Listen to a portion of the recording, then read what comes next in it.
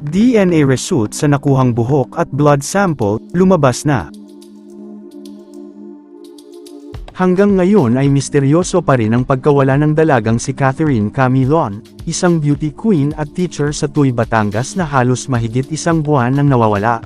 Kamakailan lamang ay nabulgar nga sa publiko ang mga pagkakilanlan ng mga sospek.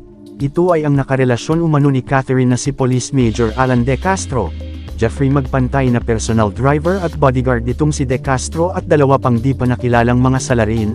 Ayon nga sa ulat ay mayroong di pagkakaunawan ang biktima at ang suspect at nauwi ito sa sakitan, at ang dahilan umano nito ay ang pakikipagkalas na umano ng dalaga pero di umano pumayag ang nasabing police major. Samantala, ayon nga sa mga witness ay nakita nila ang biktima na duguan sa ulo at inililipat sa pulang sasakyan, pagkatapos ay tinutukan sila ng baril ng nasabing personal driver ni De Castro, sa pagka-recover nga ng mga pulisya sa nasabing pulang sasakyan kung saan doon umano nilipat ang dugo ang dalaga. Dito nakakuha ng hibla ng buhok at blood sample na kung saan pinasuri ito sa forensic group. At sa kauna-unahang pagkakataon nga ay inilabas na ng forensic group ang masusi nilang pag-aaral sa nakuhang hibla ng buhok at blood sample sa nasabing pulang sasakyan. Ayon sa ulat ng GMA News kahapon November 20, 2023, nagmatch ang DNA ng kanyang mga magulang sa buhok at blood sample sa nakuha sa pulang sasakyan na inabandona sa Batangas. Kumpirmado na nga na ang nawawalang beauty queen na si Catherine Camilon ang isinakay sa pulang SUV na nerecover ng mga kapulisan sa Batangas. Ito ay matapos magmatch sa DNA profile sa mga magulang ni Catherine ang narecover na forensic evidence sa naturang sasakyan. Ayon sa pahayag ni MGen, Romeo Caramat, ang hair strands at blood sample na nakuha sa sasakyan ay nagmatch doon sa DNA profile na binigay ng magulang ni Miss Catherine Camilon. Consistent din daw umano ito sa naging pahayag ng mga saksi.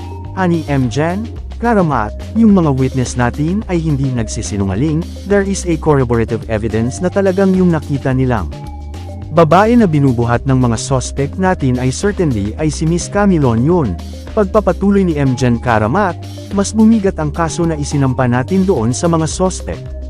Dahil nga nagtutugma ang mga sinabi ng mga witnesses natin, pero patuloy pa rin daw ang pangangalap ng awtoridad ng forensic evidence na magdidiin sa mga suspect, ani MGen Caramat. RPNP Forensic Group Chemist are trying to examine, para makapag-lift ng fingerprint doon para i-match doon sa mga nasampahan nating mga suspects.